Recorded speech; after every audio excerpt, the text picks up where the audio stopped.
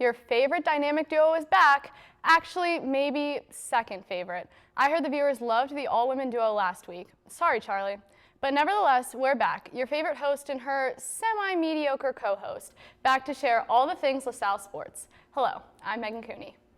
And I'm Charlie Hugg. Boy, did I miss this shirt. It's cute, comfortable, and it smells like a brand new episode of all things LaSalle sports.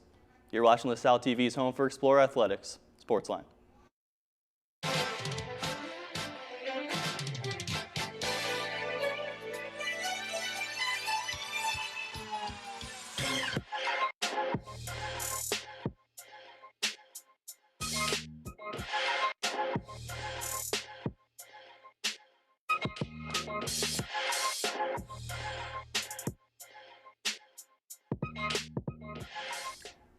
Welcome to SportsLine. Water polo kicked off its season, and track and field had double meets this weekend with a lot of basketball in between.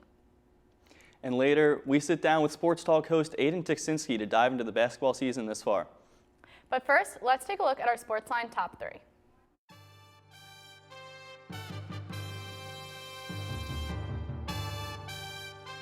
3. Khalil Brantley became just the 59th player in LaSalle men's basketball history to score 1,000 points. Brantley reached the milestone during the second half of Wednesday's loss to Rhode Island. The junior led the Explorers with a team-high 19 points on the night.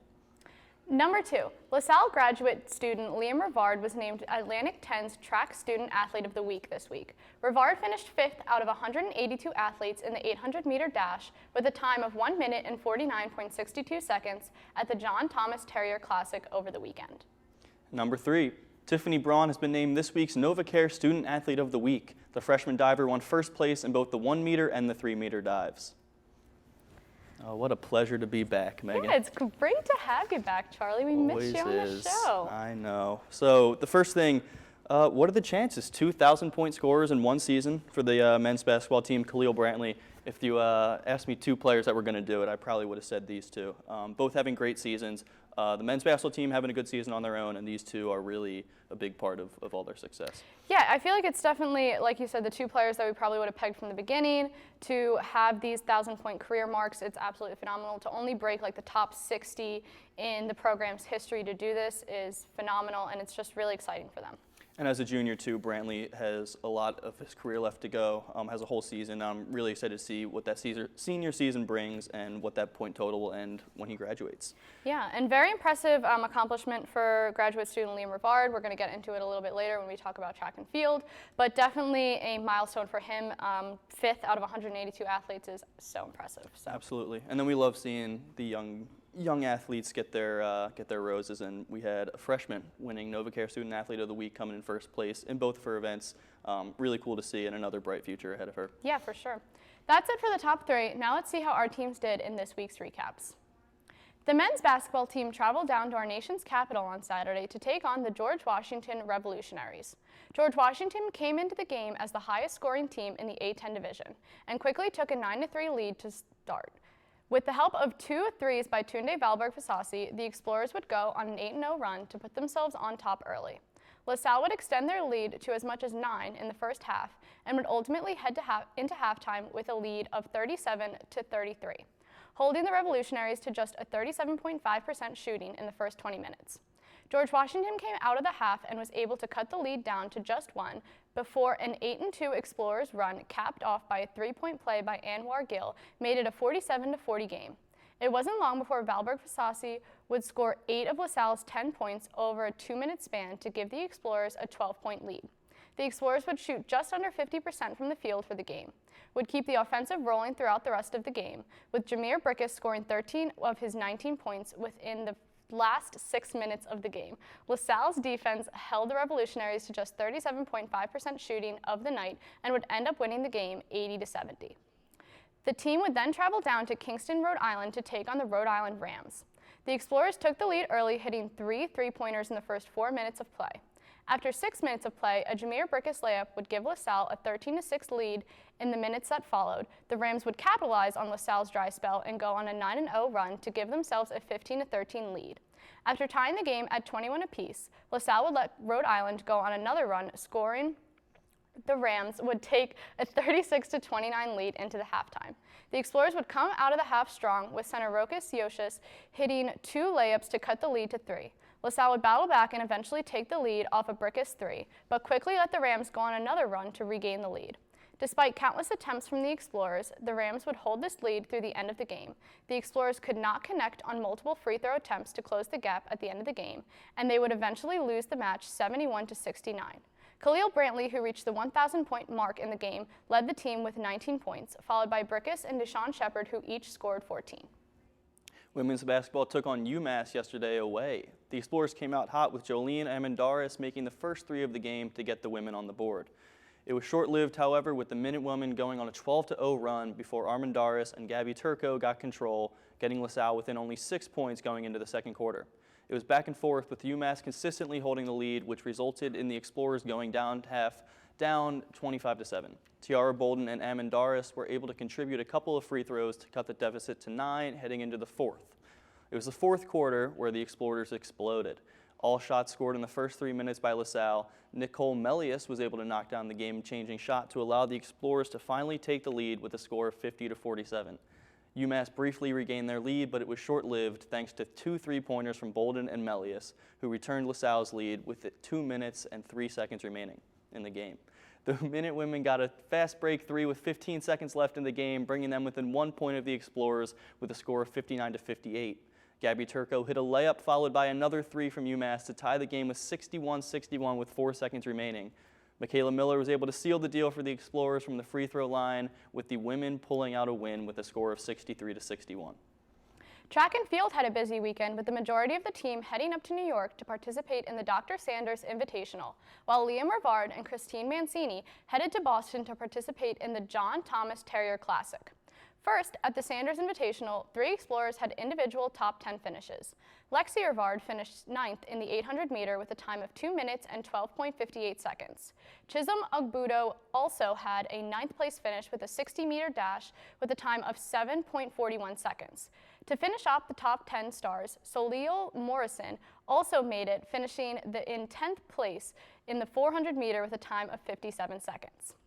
Now on to the Terrier Classic. On Friday, it was all about senior Liam Rivard. Rivard placed 3rd in the 800-meter with a time of 1 minute and 49.62 seconds. Rivard finished 5th out of 182 athletes who participated in the competition that day. Moving on to Saturday, it was time for Christine Mancini to shine. Mancini finished in the top 20 with a time of 4 minutes and 39.92 seconds in the 1-mile run, shattering the school record that she set last winter.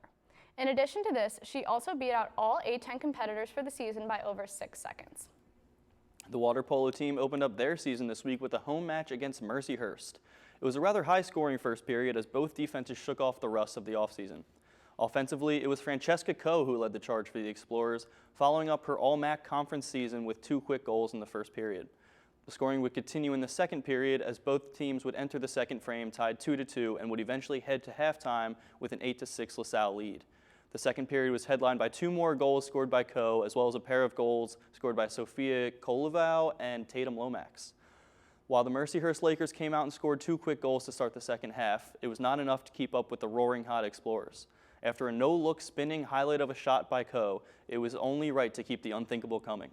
After a strong defensive stop with just under 6 minutes remaining in the third period, the Explorers freshman goalkeeper Lily Kirby would secure the ball and unleash it across the entire pool, where it would find the back of the Mercyhurst net to give the Explorers a 12-8 lead.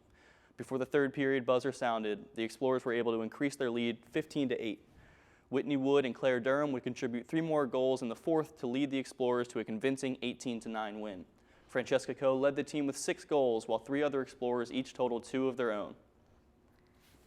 All right, a pretty busy week, and not a lot of basketball. Some basketball, but mainly we're looking at other sports. We're looking at water polo, we're looking at track and field. Water polo kicking off their season, very exciting. I know Francesca Coe has been a name that we've talked about a lot on this show. She had an absolutely fire season last year, so I'm really looking forward to see what she does this year. Absolutely. Yeah, as much as we love basketball, it's really nice to start talking about these other teams and watching these other seasons. Francesca Coe, high expectations coming into the season, and in just the first game, she's already lived up to them. 6 goals, 6 steals, couple assists, just picking up right where she left off. I'm sure if she keeps this up, there'll be another All-MAC nomination coming her way. But she's been really impressive just to start the season, including last season, only a junior, so she has a lot of career left in her too.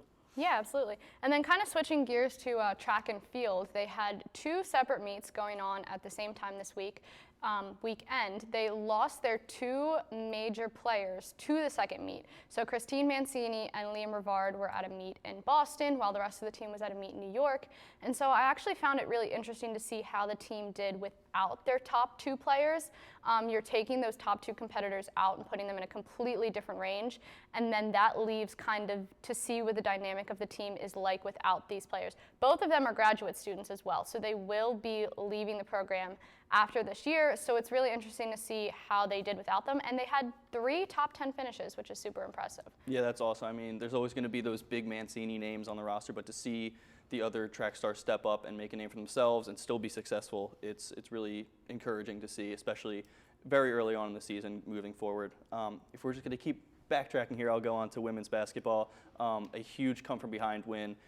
Just for a season that has not lived up to expectations, I'm sure that they wish they had a better record and everything, but that is definitely an encouraging win. And that'll definitely, hopefully, bring the energy from that into the next game, because that's something that'll really pump you up and something that should really bring that locker room together. Coming from behind like that and winning at the last second, it's really something that brings the team together, and hopefully they can bring into the rest of the season moving forward. Yeah, absolutely. I feel like I've said it a couple times on this show that with women's basketball, they have the talent. It's just about them kind of finding their groove and finding their niche. And you have a couple freshmen on that team. You're losing a couple seniors this year. So it's interesting to see them starting to maybe find that cohesive energy now and bringing it into maybe the end of this season and hopefully into next season. Absolutely. And we'll hold on our men's basketball talk until we bring Aiden up here. Sounds good. So we're going to take a quick break, but when we come back, we're going to sit down with Sports Talk host Aiden Tazinski to talk about LaSalle basketball this season. You won't want to miss it.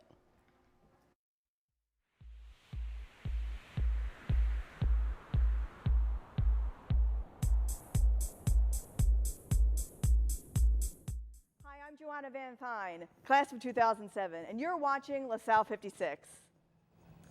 It's LaSalle TV. Oh, right. Of course. All right, I'll do it again. Hi, I'm Joanna Van Fine, class of 2007, and you're watching LaSalle 56.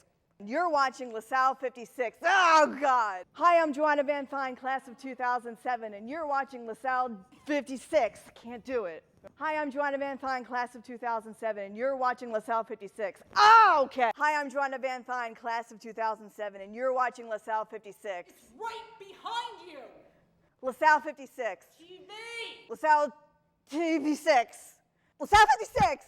And you're watching LaSalle 56. LaSalle 56. And you're watching LaSalle 56. You're old. Hey! And you're watching LaSalle TV. I did it. I did it. I'm not old. Did you know that listening to music, enjoying art, or simply holding hands can boost your cognition? Trying new foods, making friends, and being curious helps too. Just like me, you want to maintain your brain health for as long as possible. I'd like to share with you insights that can make a difference. I'm Kevin Jameson, president of the Dementia Society of America. I'm excited to offer you our free guide. Inside, you'll find 10 building blocks to better brain health, along with facts about dementia, care planning, and how experts make a diagnosis. You'll learn what dementia is and isn't. The Dementia Society of America is a nonprofit organization, and we are ready to answer your questions. Get your free copy of the guide by visiting 1-800-DEMENTIA.org or by calling 1-800-DEMENTIA. You want to live life to the fullest? I do too, and I'm confident that our free guide can help.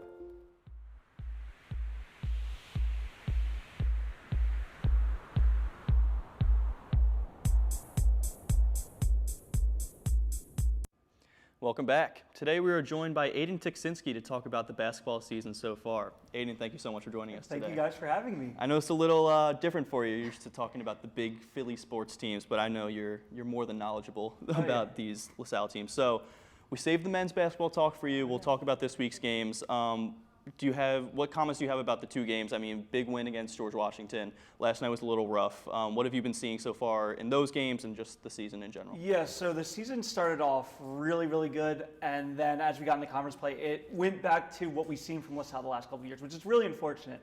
They had really good non-conference games. Two of the last three was a close loss to a ranked Miami team, a great win against Rosemont College. I know people will say, it's not a D1 school that you're having those big numbers against, but at the end of the day, a blowout win's a blowout win. The loss to Howard sort of showed where the season was going, and that's where it has gone, unfortunately. And yes, the win was very, very good. You had a bunch of guys put up points. Caleb Brantley put up 20, Jameer Brickus put up 19. But at the end of the day, it just didn't feel like it's enough to make me confident in this Explorers team. Do you think that there was a specific point in time maybe that you could pinpoint? You're talking about how they went from kind of having a standout season, they played that blowout game against Rosemont, and then once they hit conference play, it kind of shifted. What do you think the reason for that was? Conference play nerves or something like that? I really think it was the Anwar Gill injury. He's one of the few seniors that's on the team, and after he got hurt, that was right after the Howard game, so it was the first conference game against George Mason. After he got hurt, the Explorers have not played well, and yes, he's slowly worked his way back. His minutes are slowly going up. In these last game, I think he played 15, which is the most he's played since the injury, but his points aren't nearly where they were at the beginning of the season, and I feel like the Explorers are just missing something with him not being 100% healthy yet. I think that will lead into the next thing that I wanted to bring up is just the main difference between this season and last season. I mean, you had a lot of big seniors leave. You had both Drame twins. You had Nickelberry, who's now playing at Florida State. Mm-hmm. You had Mamadou Decore leave. So a lot of big presence who played a lot of minutes last year. You now have to replace those minutes. But one of the big ones that have been replacing it, especially after the Gill injury, is Tunde Fasasi, who was just named Co-A10 Rookie of the Week last week. What have you seen from his presence and just everybody that's had to step into those roles? Yeah, so Fasasi's really stepped up because of the Gill injury. So he's also a guard. He's playing very, very well for a freshman. Usually you don't see guys playing like this at a very young level. It's very good to see. Charlie, you mentioned there was a lot of big guys left. Physically, they were big guys, and we just haven't seen the size level for the Explorers and that physicality that you really need. And I said this last year, they really didn't have it. Now they have even less of it. And I think that's the biggest issue. I think that when you're looking for recruits next year, they're going to have to go hard for centers, forwards, really guys that can make a physical difference because they just do not have that right now. Absolutely. It's reminiscent of the old Clifton Moore days. Yep. So, yeah, we've been missing it, and I've been saying it for a while that he was the last true big man we've had, and you can see it almost every game that's the one part that's lacking. I think if you put all those pieces together, this could be a very competitive team. Yeah, and I think this can be a competitive team. We did see it at the beginning of the year. And since then, you haven't seen it. I think you are seeing some of these very physical teams. Dayton is very, very physical. Richmond's 8-0 right now, and a lot of that has to do with size. And then you got St. Joseph, you still have another game left.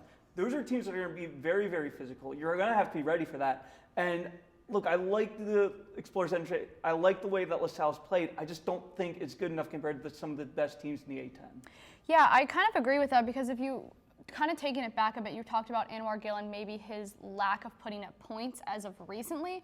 And I feel like we've been seeing that with a lot of the other players on the team. Even the killer bees that we talk about all the time have not nearly been putting up. I mean, last night, Caleb Brantley did put up 19, and they're at least hitting double digits. But I know that there were a couple games over break where they barely cracked double digits, if not only scoring 9 points a game, which is just when you look at the talent, you know they can do it. Why it's not happening gets super frustrating. Yeah, it definitely does, and I think that's been part of the problem is when you have star players like this and then they're inconsistent at certain points, that's going to really hurt the team. I think a big issue when Ashley Howard was the coach is he never figured out who his star players were. Under Fran Dunphy, he knows that Brickus and Brantley are his star players, but you need those stars to play well, and the moment they don't, that's when the team is really going to suffer. Absolutely, and I think there's a lot of stuff that we can highlight too, but while we're on the negatives, I think the big problem, and we saw it really happened last night, is just free throw shooting. I think that game last night really came down to free throws, ended in a 2-point game, and at least by halftime we were 2 for 7 for free throws, and you always say it'll come back to bite you. So I don't know.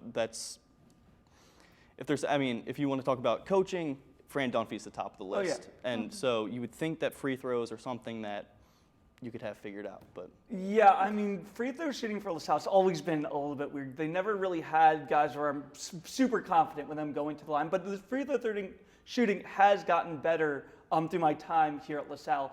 I will say, though, that when it comes to mid-major schools, you've got to get your free throws down. The reason why a lot of teams that are mid-major have upsets in March Madness isn't because they're necessarily the best team. It's not because they have the biggest guys. It's because they can do the small stuff really well, and free throw shooting is one of those small things that you have to have down if you want to win games.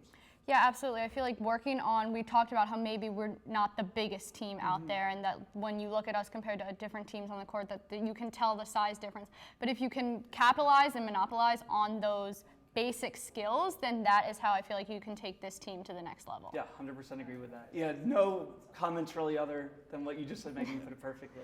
So I know we talked about Fran Dunphy, and he's great coach, absolutely phenomenal overall. What do you think that he has done for this team? What would you say in your perspective? Yeah, like I said, the biggest thing that I've seen is that he's just figured out who to go to in key situations.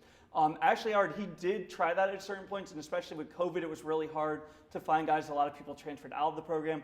But when it comes down to it, they know who they need to go to in certain situations. I think their situational basketball is really good. It's just making those plays consistently that I've seen the biggest struggle since LaSalle went into conference play. And so we still have a few games left. You have 9 men's conference games left. I don't want to leave the women out of it. Yeah. We still have 8 games left in their conference season with a push to make the playoffs. What do you see from both teams for the rest of the season as we come to the... Yeah, the women have had a very inconsistent run. They need to play better in the first quarters. That's how they're going to win games. Their shooting in the first couple of the last 2 games in the first quarter has not been good. If they can get that going, they'll be fine. Men's I worry about, and it really just comes to the schedule. Like I said, they've got a game against Richmond coming up. You got a game against St. Joe's. They do luckily have a game against St. Louis that hopefully can be a nice win in between those 2 tough matchups.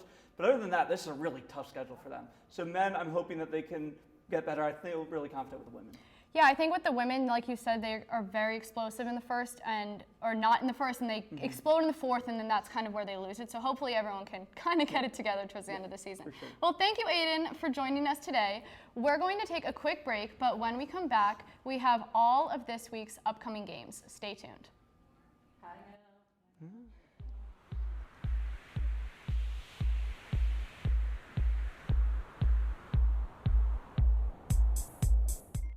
I'm worried about your parents. We need to show them how to spot phishing emails. Agree, the scammers are out of control. Plus, help them add multi-factor authentication. Yes, we use MFA at work and it's great.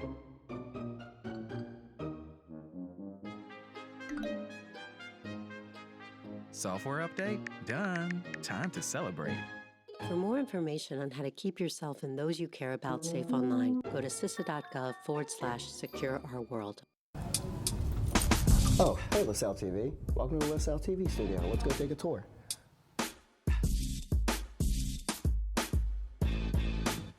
All right, so this is our main studio. This is where all the magic happens. We got all 5 cameras right here. We got our camera operators. Hey, can you switch to camera 3, please? Switch it off to camera 3 right now.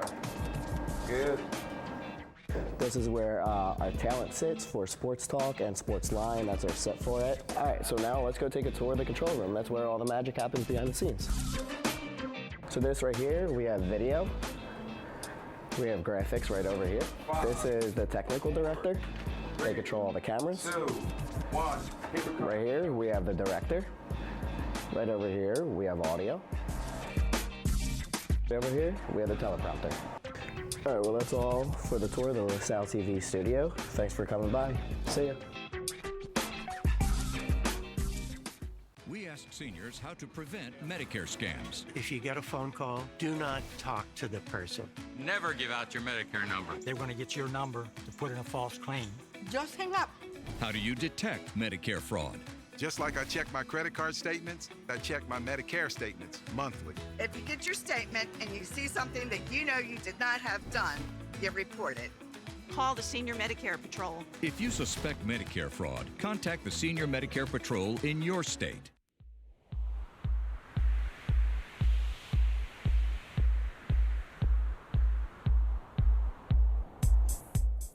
Welcome back. We've got another week of LaSalle sports coming up, so here's what you have to look forward to.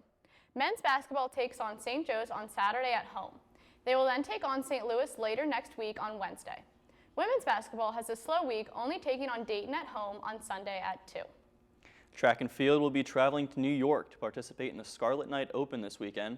And water polo is also busy, participating in the Bruno Classic, competing against Pomona Pitzer, St. Francis U, Harvard, and Austin College on Saturday and Sunday. Finally, swimming and diving will both take on Monmouth University away on Saturday. All right, a busy weekend for a lot of our teams. I feel like a lot of swimming and diving is picking up. Track and field is picking up. They're having back-to-back meets every weekend. Swimming and diving, actually no, not the swimming and diving, the water polo meet that they're going to. They're competing against 4 separate universities over the course of 2 days. That's a lot for them. So I'm really excited to see how they do with that. They're just kicking off their season, so it should be really interesting to kind of throw them in the deep end there. Yeah, especially after the game this week. I'm really excited to see how they continue moving on, if they can keep up that pressure and really get some more big wins this weekend. Another big thing, the LaSalle men's basketball against St. Joe's, a nationally televised game, whiteout at home. They've had some struggles in conference play. It would be awesome to get a win like that on national television.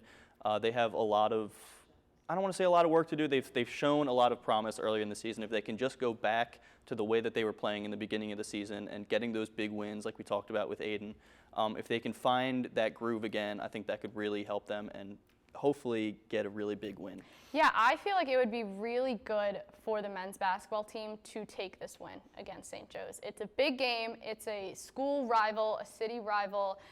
It's home. It's a whiteout. It's on Saturday. Get out there. I feel like it would be really, really good, and hopefully like maybe the morale boost they need to just kind of kickstart them into the rest of conference play for the rest of the season. Absolutely, and I mean, you know they're going into this game fired up. It's our biggest rival. They know it. The fans know it, and I think for a game with that much on the line, I think it's really going to have a lot of energy and something that might have a really good outcome for us. So fingers crossed, get out there and support. And that just about wraps it up for this week. If you can't make it out to see the Explorers play, be sure to tune in next week for our coverage. Keep up with this weekend's other sporting events by visiting goexplorers.com. Also check us out on Facebook at facebook.com/LaSalleTV and on Instagram at SportsLineLTV. We welcome you to send your thoughts and suggestions there. For our entire SportsLine team, I'm Meghan Cooney. And I'm Charlie Hugg. Thanks for tuning in, and we'll see you at the game.